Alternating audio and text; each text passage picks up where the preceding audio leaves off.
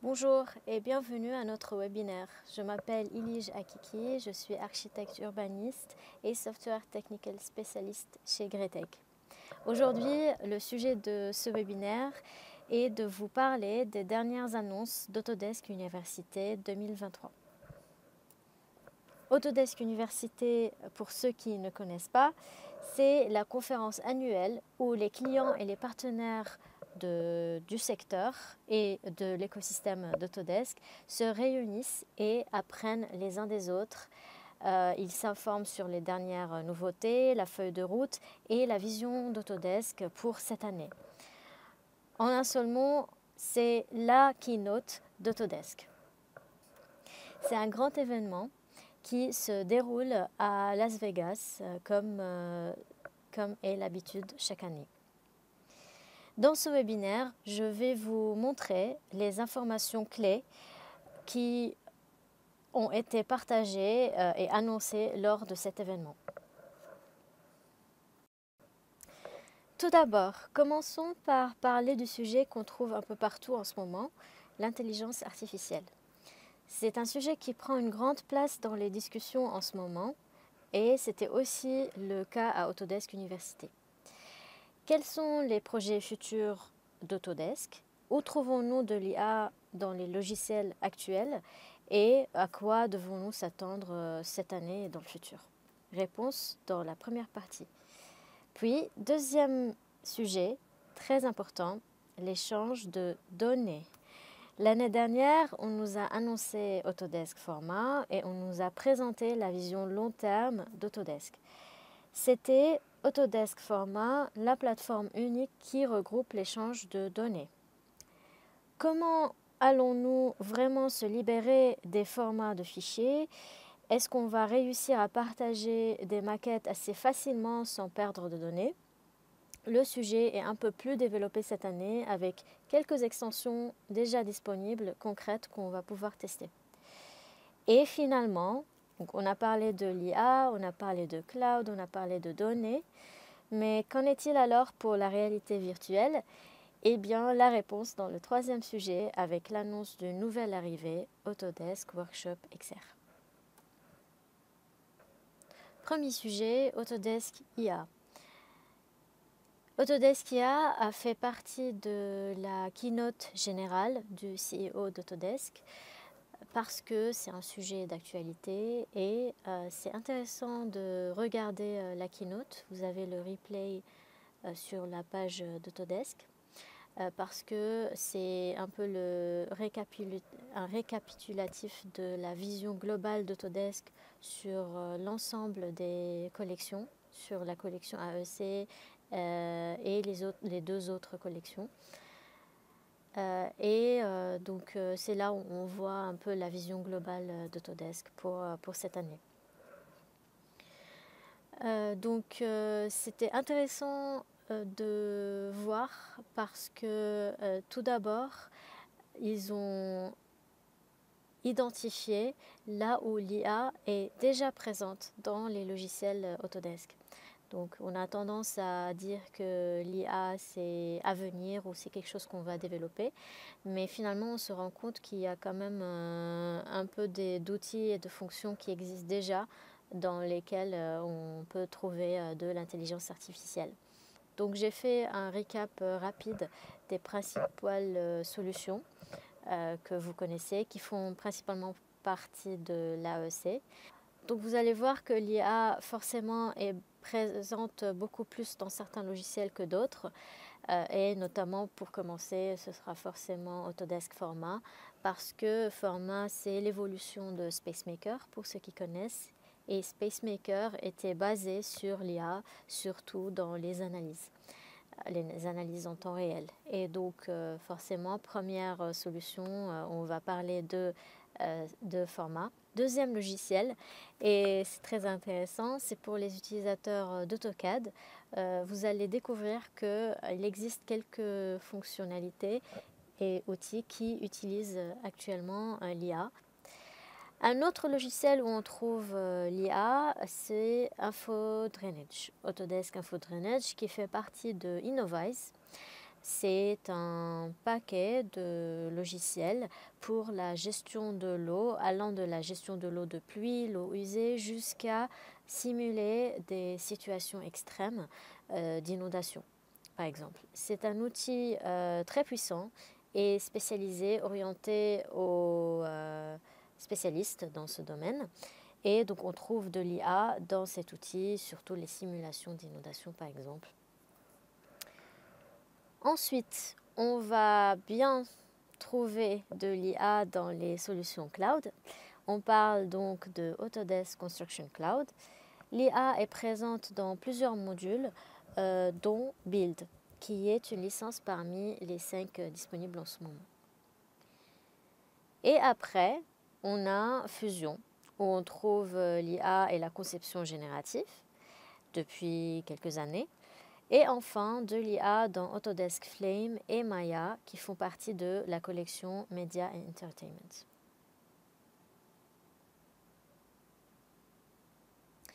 Commençons par Autodesk Forma. L'IA est tout d'abord présente dans les analyses en temps réel disponibles sur tous les projets qu'on va créer sur la plateforme. La technologie utilisée va varier selon le type d'analyse qu'on va utiliser. Cet outil nous permet de visualiser rapidement les résultats, comme l'ensoleillement par exemple, lors d'une étude préliminaire ou une étude de faisabilité. En moins d'1 minute, on peut lancer l'analyse sur plusieurs dates dans l'année. Ensuite, on va pouvoir identifier les zones à risque dans tous les coins du bâtiment. Et parfois, on peut aussi lancer les analyses sur les bâtiments à côté pour permettre de simuler l'effet de notre bâtiment sur son entourage. Suite aux résultats, donc on va faire les modifications nécessaires, relancer l'analyse avec un seul clic et pouvoir enfin comparer toutes les propositions avec les résultats des analyses. Re-identifier les zones à risque et trouver la meilleure proposition. Parmi les autres analyses, on trouve aussi l'analyse de lumière ambiante. C'est la lumière indirecte qui nous permet de savoir peut-être l'emplacement idéal des ouvertures dans la façade. L'analyse d'ombre portée sur une journée spécifique nous permet de récupérer une animation sur site. Il suffit juste de renseigner la date du jour, la période sur la journée entre telle heure et telle heure, et la fréquence de photos par jour pour l'animation. Après, donc, on va pouvoir exporter cette vidéo pour éventuellement l'intégrer dans des livrables ou dans d'autres supports. La liste continue avec plusieurs types. Donc, on a l'analyse du vent, microclimat, énergie opérationnelle, bruit, énergie produite par des panneaux solaires. Deuxième logiciel, c'est AutoCAD. On trouve de l'IA dans l'outil d'importation d'annotation et le Markup Assist.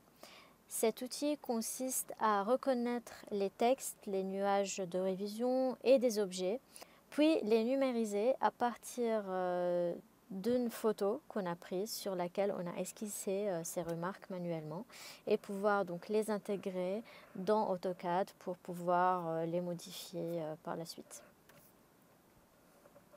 Donc tout d'abord, admettons qu'on a imprimé le plan, on a fait nos remarques là-dessus avec donc des textes, des nuages de révision, des annotations. On a mis la photo sur Docs et donc je vais par la suite, donc là j'ouvre mon fichier AutoCAD qui est également donc localisé sur Docs ici.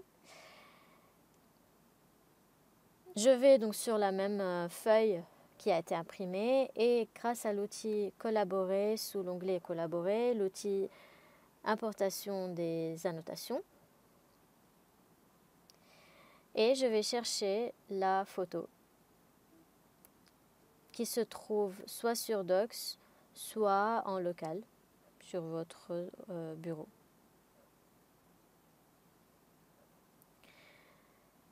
J'importe la photo avec les annotations effectuées manuellement Comme on est resté donc sur la même feuille avec la même mise en place, donc mise en page, on n'a rien à modifier. La photo se positionne correctement sur notre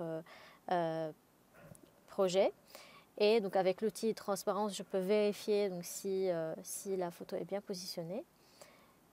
Je confirme et avec l'outil d'importation des annotations, il va automatiquement identifier les remarques et les esquisses qu'on a effectuées. Pour les textes, donc l'IA reconnaît de base donc, les textes que je peux venir moi-même vérifier et corriger au cas où. Et je vais placer donc, le texte sous la catégorie avec un objet, un texte dans AutoCAD. Également donc, pour les nuages de révision, donc là il a identifié le nuage et je vais pouvoir donc, l'insérer dans mon projet, dans mon espace de travail. Et donc pour le texte, donc, il a identifier le texte et l'insérer soit comme texte multiple, soit comme ligne de repère multiple ou comme vous le voyez, je peux le copier dans le presse-papier pour le coller séparément. Et ensuite, donc, je récupère mon texte que je peux modifier. Là, on va recorriger l'orthographe. Je vais pouvoir donc tout mettre sur le calque du projet, le bon calque utilisé, et donc par la suite continuer à travailler et modifier mon dessin.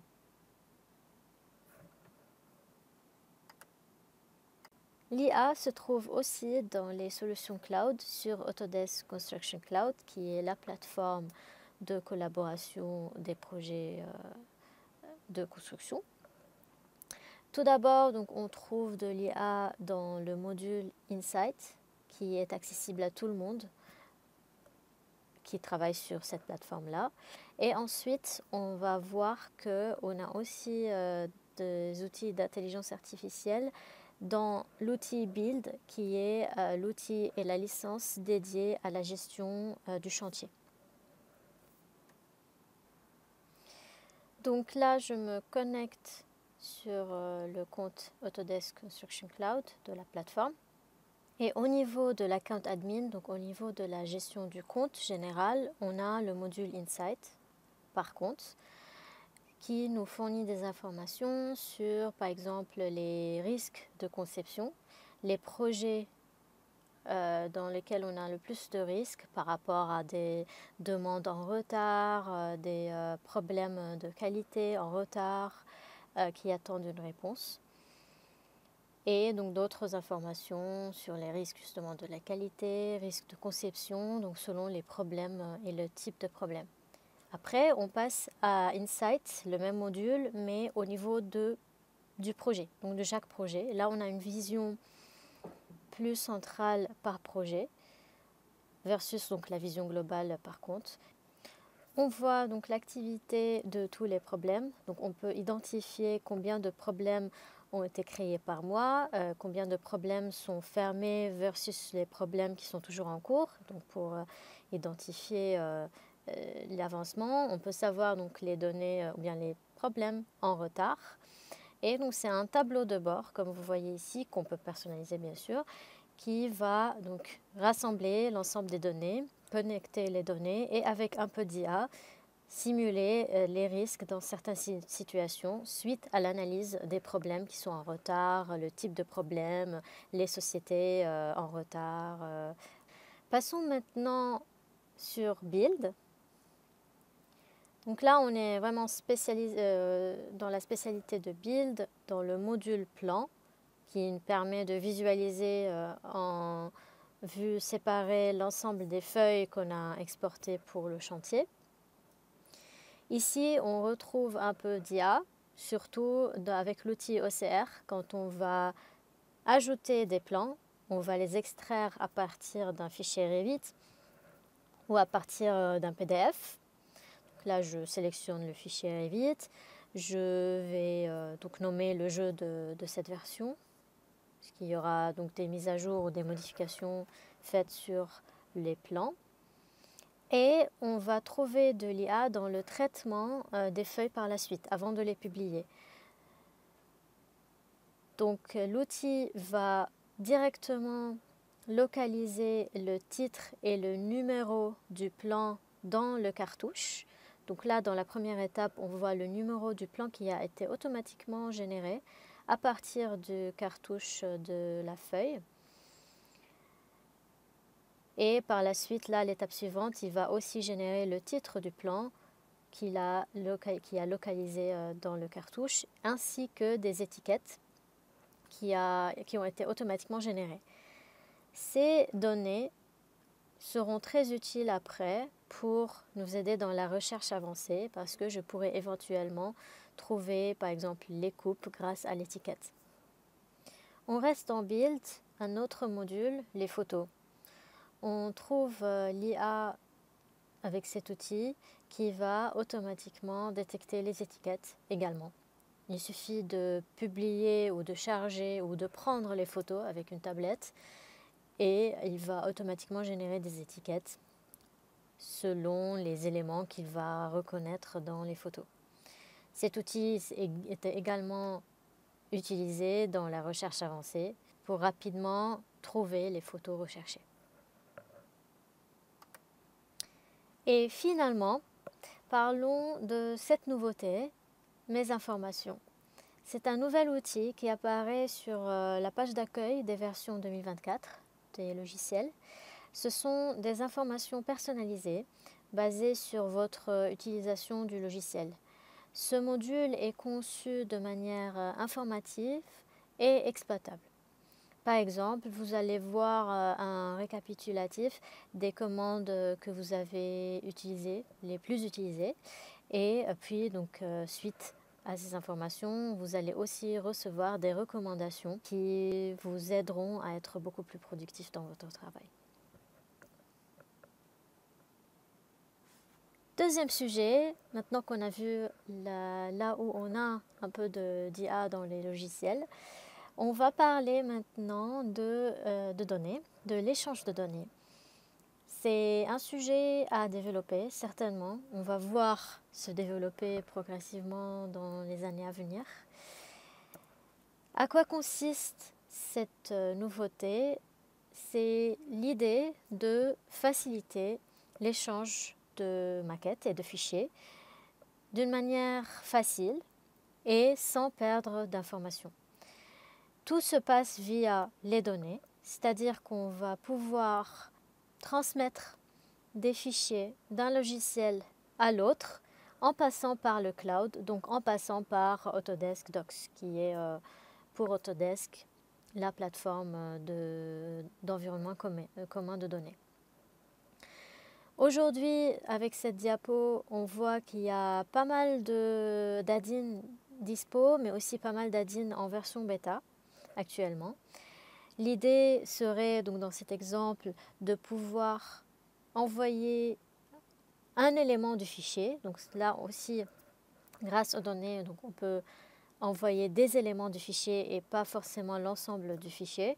Des éléments, disons de Rhino vers Revit ou de Tekla vers Revit ou d'AutoCAD vers Power BI par exemple, en passant par le cloud, par Docs, grâce à ces add-ins qu'on va installer sur les logiciels en question. C'est un outil qui va permettre de traduire les données selon le logiciel de destination. On va pouvoir commencer à tester ces nouvelles solutions cette année. Pour information, vous avez quelques add-ins qui sont déjà disponibles depuis l'année dernière, comme par exemple le Data Exchange pour Revit 2023. C'est un add-in pour la version 2023 que vous pouvez télécharger gratuitement sur le site de Data Exchange. Sinon, donc, il y aura toutes les autres versions en bêta que vous allez pouvoir tester si vous faites partie de l'équipe de Community Feedback Community d'Autodesk.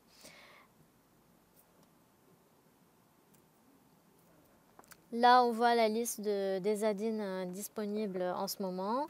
Alors, les add-ins sont pas tous publics, on va dire, donc il y en a pas mal qui sont encore en version bêta, mais vous pouvez les tester en rejoignant l'équipe Autodesk Feedback Community.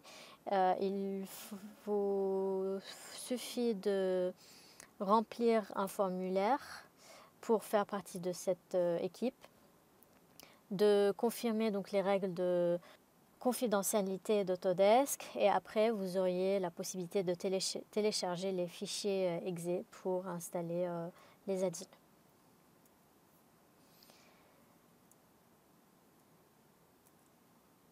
Troisième sujet dont on va parler aujourd'hui, c'est le Autodesk Workshop XR.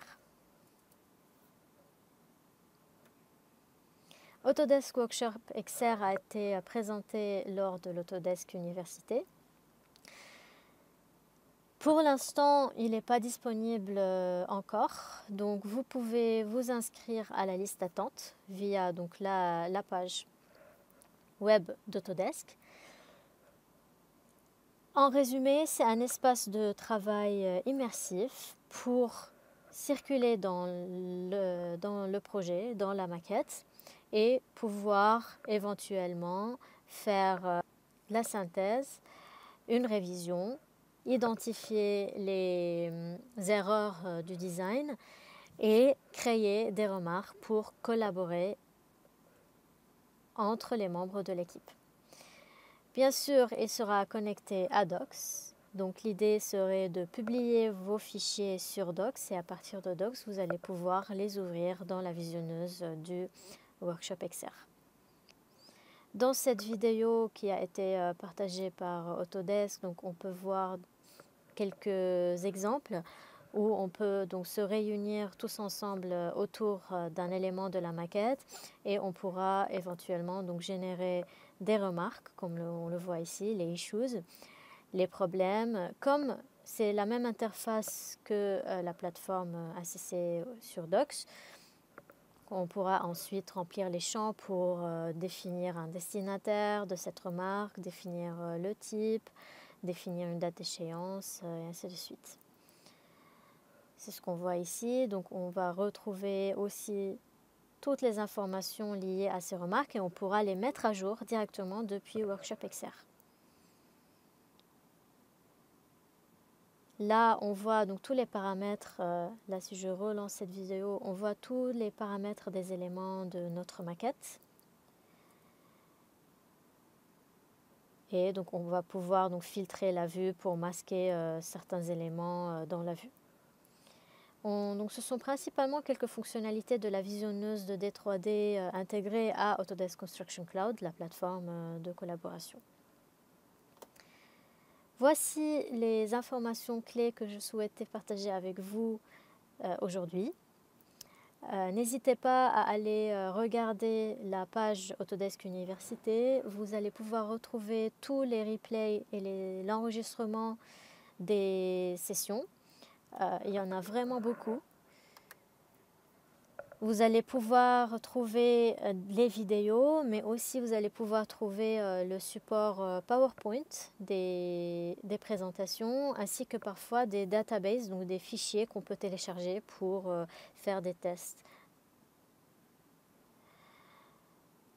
Donc là, vous allez, c'est le site web donc, de la conférence d'Autodesk, et donc en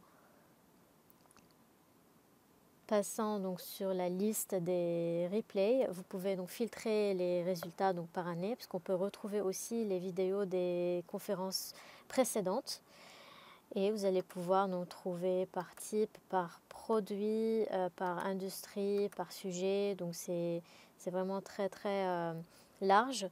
On a vraiment des centaines de vidéos. Et pour certains aussi, donc là vous allez pouvoir voir quel type de support on a. Donc là on est sur une vidéo. Dans certains cas, alors là je suis que sur les keynotes. Mais donc dans d'autres cas, là vous allez voir qu'on va pouvoir récupérer donc des éléments donc de production. On a le support PowerPoint et on a la vidéo. Et pour la vidéo, il faudra vérifier au cas par cas, mais dans certaines vidéos, on peut aussi activer les sous-titres en français. Merci beaucoup pour votre attention et pour votre présence à ce webinaire. N'hésitez pas à nous contacter si vous souhaitez une démo, si vous souhaitez plus d'informations ou si vous souhaitez qu'on discute ensemble sur un workflow précis ou une méthode de travail précise. On est là avec l'équipe technique pour vous aider en accompagnement ou avec une simple formation qu'on peut programmer ensemble. Sur ce, je vous souhaite une très bonne journée et à très bientôt.